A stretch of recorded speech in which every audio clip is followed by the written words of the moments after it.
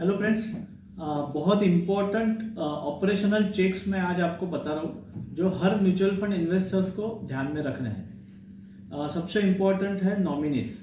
आपको ये कंफर्म कर लेना है और एक रेगुलर 3-3 साल के इंटरवल पे कंफर्म करना है कि आपके सारे फाइनेंशियल डॉक्यूमेंट्स में नॉमिनीज अपडेटेड है। फॉर एग्जाम्पल, आपको सारे बैंक अकाउंट चेक कर लीजिए, वहाँ नॉमिनीज अपडेटेड है। म्यूचुअल फंड में अभी बिना नॉमिनी के अपडेशन होता नहीं है, यानी आपको नॉमिनी बताना ही पड़ेगा म्यूचुअल फंड्स में। फिर भी इन्वेस्टर की एक इम्पोर्टेंट जिम्मेदारी है, नॉमिनी रखते वक्त आइडियली हमको नॉमिनी हमारे एज से कम एज का रखना चाहिए फॉर प्रैक्टिकल पर्पजेस।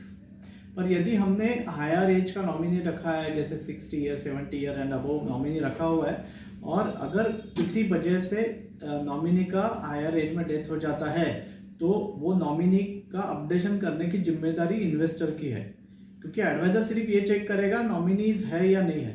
तो अगर नॉमिनी है तो उसके हिसाब से नॉमिनी प्रेजेंट है, पर अगर नॉमिनी अवेलेबल नहीं है या जिंदा नहीं है तो वो नो नॉमिनी वाला फोलियो हो जाता है, और उसमें फिर बहुत सारी कॉम्प्लिकेशन लगते हैं, जैसे सक्सेशन डीड वगैरह लगता है, जो कि एक लेंदी प्रोसेस रहती है।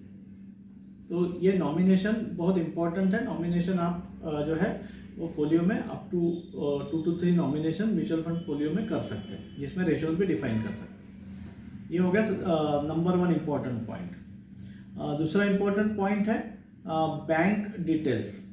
तो इसमें म्यूचुअल फंड का आपका जो इन्वेस्टमेंट है, तो एट द बिगिनिंग ही आप एक बार बैंक पक्का बैठ के डिसाइड कर लीजिए।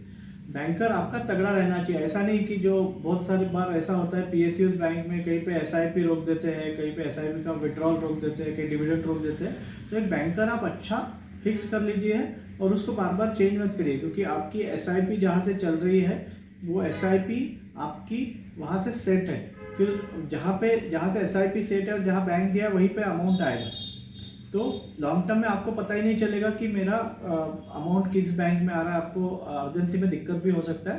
तो जो प्रूडेंट तरीका है, आप एक ही बैंक फाइनल कर लीजिए जो आपका इन्वेस्टमेंट बैंकर रहेगा, या आपका बेसिकली जो इन्वेस्टमेंट बैंक रहेगा, और वहीं से सारी इन्वेस्टमेंट रूट होगी और वहीं पे सारी इन्वेस्टमेंट आएगी।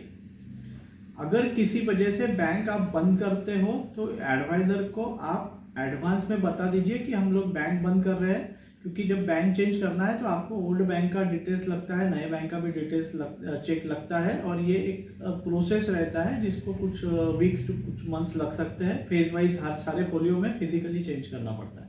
तो एब्रप्टली आप अगर बैंक बंद कर देंगे तो आपका जो बंद बैंक है वहाँ पे आपका पैसा आएगा नहीं, फिर आपको वो चेक के फॉर्म में आएगा, और फिर आपको उसको रिवैलिडेशन में आपको 3-4 महीने का प्रोजेक्ट हो जाता है।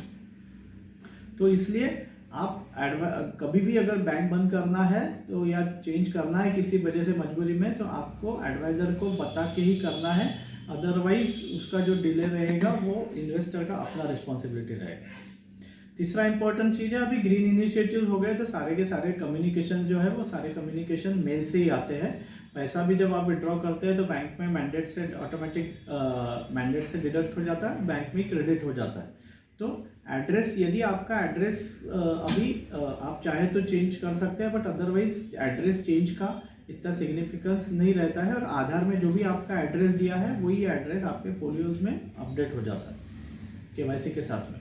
तो आपको आइडियली अगर एड्रेस चेंज किसी कंडीशन में करना है तो उस केस में आपको पहले आधार में आपका एड्रेस चेंज करना पड़ेगा, क्योंकि सिस्टम आधार का एड्रेस आपका डिटेल्स जो है वो आपके केवाईसी में अपडेट करता है। चौथी इंपॉर्टेंट चीज़ है क्या, ये बेसिक्स है कि आपका आधार जो है वो बैंक में अपडेटेड रहना चाहिए। आधार और पैन का लिंकिंग रहना चाहिए, क्योंकि अगर ये चीज़ें लिंक नहीं है तो उस केस में आपका जो है वो केवाईसी इनकम्प्लीट दिखाएगा। पांचवी बहुत इंपॉर्टेंट ऑपरेशनल चीज़ है कि आपकी इन्वेस्टमेंट आप आपके नाम पे ही रखिए। कभी कभी ऐसा होता है कि पेरेंट्स की इन्वेस्टमेंट बच्चे जो है वो अपने नाम पे रखते हैं, क्योंकि पेरेंट्स ऑपरेट नहीं कर पाते। कभी कभी ऐसा भी होता है कि बच्चे जो है अपनी इन्वेस्टमेंट पेरेंट्स के नाम पे डाल देते हैं, क्योंकि वहाँ पे उनको एफडीज में डाल देते हैं, कहीं पे ज़्यादा इंटरेस्ट मिल रहा है, कहीं टैक्स सेव हो रहा है। पर यदि किसी प्रकार का डिस्प्यूट नहीं है तो कोई इश्यू नहीं, पर यदि कोई डिस्प्यूट होता है तो एडवाइजर को ये क्लियर कट गाइडलाइन है कि जो फर्स्ट होल्डर है अगर वो मेजर है तो उससे ही डील करना है। तो in case of dispute advisor has to deal with only first holder. यदि किसी बेटे ने अपने पिताजी के नाम पे भी पैसा रखा हुआ है और यदि पिताजी एडवाइज़र के पास आते हैं या एमएफडी के पास आते हैं तो उसको पिताजी से बात करना पड़ेगा। भले ही पैसा बेटे ने डाला हो, वो गवर्नमेंट इस बात को नहीं मानता किसका पैसा था, गवर्नमेंट ये देखता है किसके नाम पे पैसा है। ये बहुत कुछ इंपॉर्टेंट चीज़ें हैं। इसके साथ आपका ईमेल आईडी जो है वो ईमेल आईडी ऑफिशियल आईडी कभी मत डालिए। आपका ईमेल आईडी और फ़ोन नंबर प्रॉपरली अपडेटेड रहना चाहिए यदि आप इन्वेस्टमेंट का फ़ोन बंद करते हैं, क्योंकि अभी ईमेल से ही सारे वैलिडेशन हो रहे हैं। ईमेल बॉक्स को देखते रहिए, उसको हमेशा खाली रखिए और जो ईमेल आईडी भी एक पहले दिन पक्का कर लीजिए और वो सारी की सारी ईमेल्स वहीं पे आए ताकि आपको विड्रॉल में, ऑनलाइन विड्रॉल में कोई भी दिक्कत ना हो।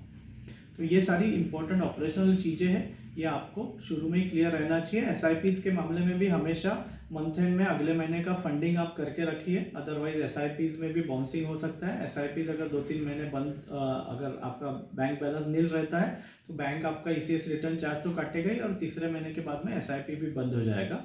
तो आप इस प्रकार का कोई सिचुएशन होता है तो आपको एडवाइज़र से कॉन्टैक्ट करना है। Thank you friends.